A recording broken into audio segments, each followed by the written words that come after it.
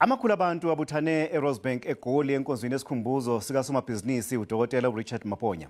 uMaponya ongelinye lamalungu asungula iNhlangano yoSomabhizinisi iNAFCOC ushone ngoMsombuluko.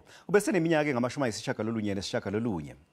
Waqala amabhizinisi akhe eSoweto ngo1950. Kula mabhizinisi khona ke izitolo, amagaraji athengisa imoto kanye nezindlu. It is well.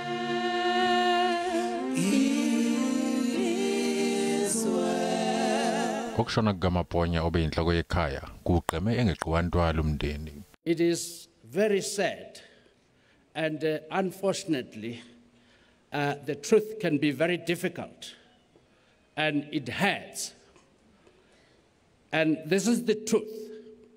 And it hurts that Dr.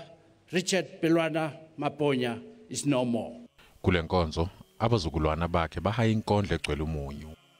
You can remember him and only that he is gone, or you can cherish his memory and let it live on. You can cry, close your mind and be empty and turn your back, or you can do what you would have wanted, smile, open your eyes and live long. Abangani nasebenze nabo uDokotela uMaponya bamchaze njengengqalabutho kwezamabhizinisi. Working hand in hand with him, he reopened his bottle store in Aledi. He reopened the Maponya BP in Soweto along Klipspread Valley Road. He expanded the egg-laying poultry business from less than 40,000 layer hens in 2015.